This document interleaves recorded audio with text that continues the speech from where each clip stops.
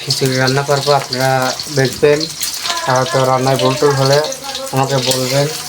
আমি তেজপাত তুলে দিলাম, আস্তে আস্তে রান্না করবো। আমাকে প্রতিদিন করবেন, আমার নতুন হিসেবে আপনারা তো লাইক কমেন্ট শেয়ার করবেন বেশি বেশি।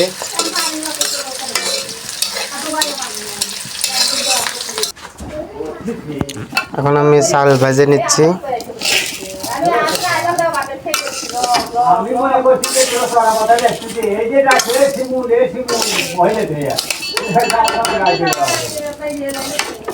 সত্যিকার কথা এই ফুলদিটা এলে বুঝতে গেল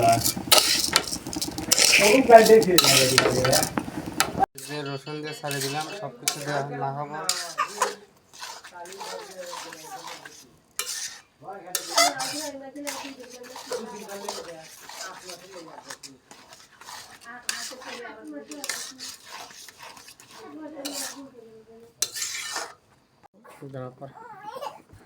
অবশেষে আমার খিচুড়িটা হয়ে গেল।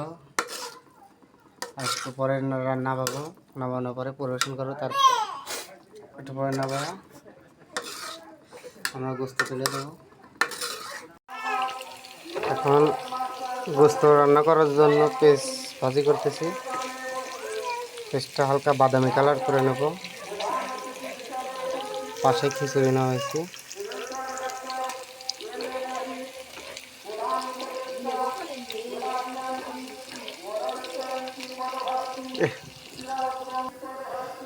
গোস্তর জন্য দিলাম হচ্ছে দারচিনি, এলাচ ও গোলমরিচ,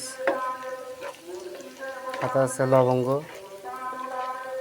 দিয়ে ভাজতে ভাজতে বাদামি কালার করে নেব। এখন গোস্তটা ছেড়ে দিলাম, হালকা একটু লাড়াচাড়া করবো।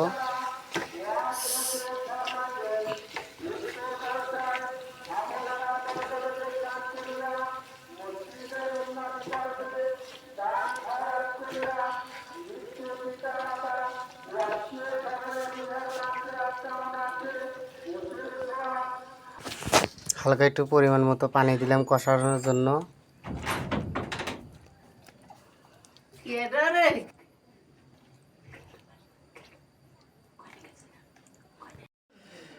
অবশেষে গোস্ত রান্না শেষ হয়ে গেল।